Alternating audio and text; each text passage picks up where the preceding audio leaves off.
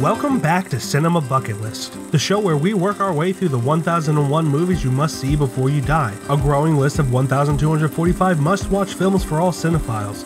As always, I'm Mike, and I'm returning with 11 more films from the list.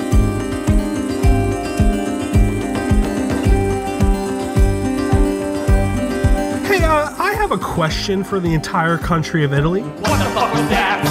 And a follow-up question to Edward Buscome, the contributor who included it in the list. Boy, have you lost your mind, cause I'll help you find it. While this film is well made, it is quite possibly the least enjoyable film I have ever seen. Granted, all the reviews I have seen state that it's more of an experience than a good film.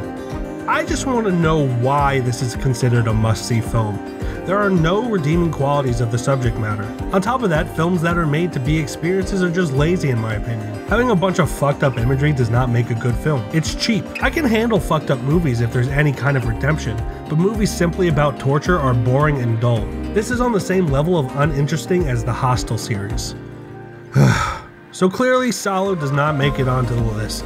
Instead, I'm adding Jojo Rabbit, which is honestly a shame that it's not here already. This film is enjoyable while also not sugarcoating the horrors of the Nazis' actions. It's just a great film, and fuck Salò. Gli altri, a patto che continuino a collaborare, potranno sperare di venire con noi a Salò. Ma cosa vi abbiamo fatto? Cosa volete farci? Lo vedrete presto. Capirete adesso quando le vostre colpe siano state gravi.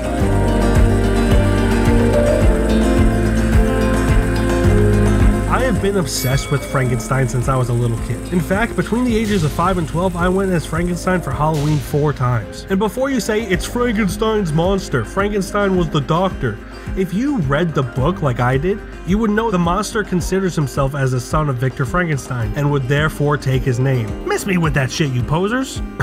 Anyway.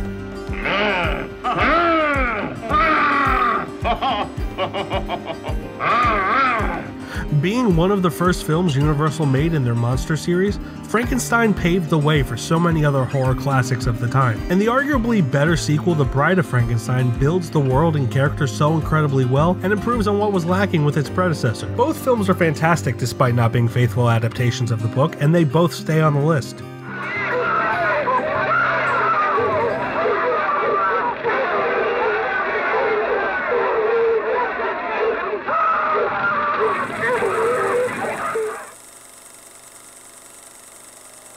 This is the first film I've covered in this series that I distinctly remember working at a movie theater while it was out.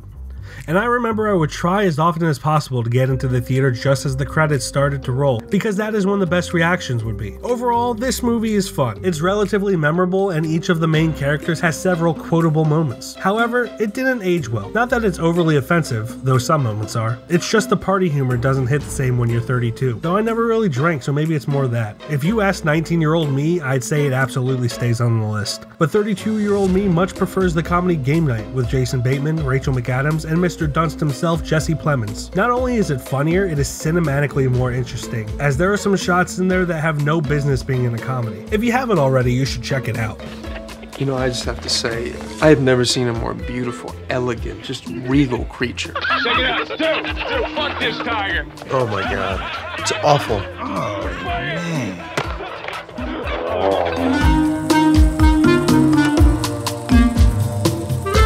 For a moment, I thought this may be the Mel Brooks remake, which I have seen, but then I saw it was released in 1942. It was interesting to see a film based on World War II and the evils of the Third Reich before the world knew the true extent of the horrors the Nazis committed. But regardless, this spy comedy still holds up. Rather than making fun of this situation, director Ernst Lubitsch decides to focus the comedy toward the ego of everyone from the actors to the Nazis themselves. Mixed with the occasional dramatic tension, this film still remains a nice roller coaster of emotion, never allowing the viewers to lose sight of the true message. Never walk out of a play in the middle of a monologue. It stays on the list. Der Führer! Heil Hitler! Heil Hitler! Heil myself. Would you believe me if I told you I'd never seen this film before? Well, you should, because I've never seen this film before. It's just one of those films I never got around to. While this film has breathtaking cinematography and wonderful performances from damn near everyone involved, it's just kind of repetitive and boring. It has moments of brilliance, but none of the characters grow and evolve that much. Even Heath Ledger's character, who grows the most throughout his arc, is more or less exactly the same at the end. I just think there are better examples of LGBTQ+ cinema. I'd remove it and replace it with Boys Don't Cry. While I think the acting and cinematography and writing are better in Brokeback Mountain, the pacing and the story are more interesting in this 1999 film starring Hilary Swank. The bottom line is, we're around each other and this thing grabs hold of us again in the wrong place, in the wrong time, and we're dead. Sometimes you gotta give a subpar film an A for effort. This gritty romance from 1994 certainly feels like Oliver Stone doing his best Quentin Tarantino on crack impression, which makes sense seeing as how Tarantino wrote the story for it, even though he hated the outcome. While I think the style is great for the most part, and the theme of society and the media glorifying murderers is a noble and honest message, I feel the two do not accomplish what Oliver Stone wanted when mixed. The loud, in-your-face style, while at times brilliant, quickly becomes annoying, and as certain lawsuits have shown, the hypocritical depiction of Mickey and Mallory as the love-struck heroes in the end just takes the message Stone strived for and throws itself in the trash. Was that purposeful? I don't know. But this film is a mess. An interesting mess, but a mess nonetheless. Oh no. I'm speaking in rhyme! I would remove this from the list and add the much more satisfying Rampage film Falling Down. It's unequivocally more entertaining and never loses focus on what it's trying to accomplish. Known bodies in its wake, including Mallory's own mum and dad. Oh shit. All needlessly killed to fill the Aloha. pathetic.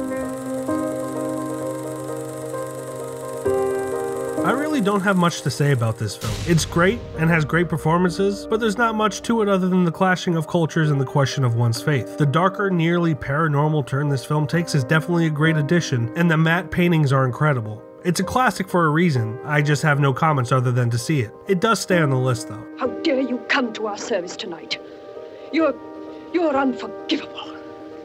You're objectionable when you're sober and abominable when you're drunk.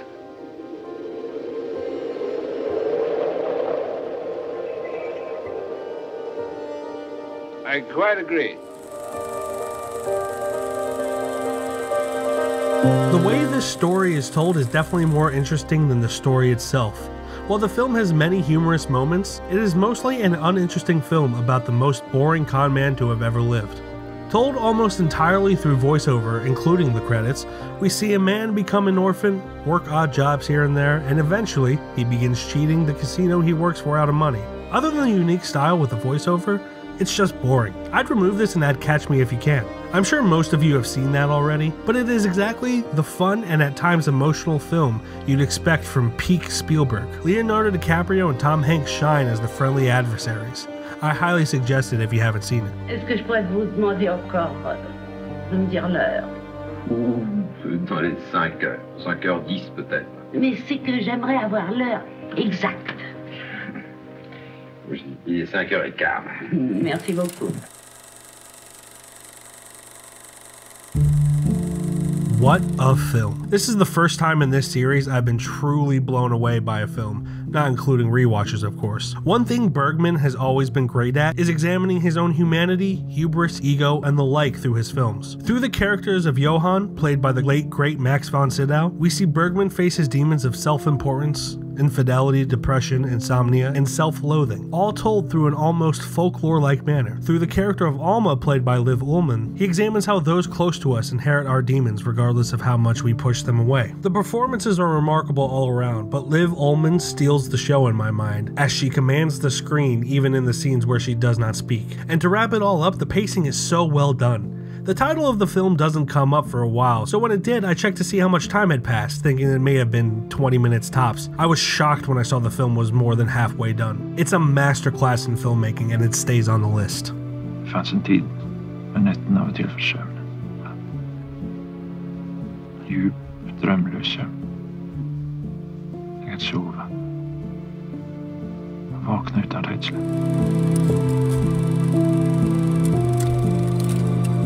Alas, we have reached the longest film we have encountered to date. Lawrence of Arabia is as close to the definition of epic as you can be without actually being in the dictionary. Its sweeping, wide, anamorphic shots of deserts combined with its large-scale sets filled with extras charging into battle, it is no wonder why this is often considered one of the greatest films of all time. Of course, that doesn't come without its controversies. With many Arabic characters portrayed by white actors in brownface, and lawsuits surrounding its historical inaccuracies, Lawrence of Arabia smothers any and all bad press with a story unequivocally human. Portraying T.E. Lawrence, Peter O'Toole perfectly captures the persona of a man on the cusp of something great, but battles his ego and self-doubt the entire way. Piling onto the self-loathing is the fact that his fellow officers constantly make fun of him behind his back. Despite all of the progress he has made, he can't help but feel that he is in the way, and things would be better without him. We have all felt like that at some point, which makes his larger-than-life character so relatable. With top-notch performances, great cinematography, and an incredible score, there's no doubt this film deserves to be on the list.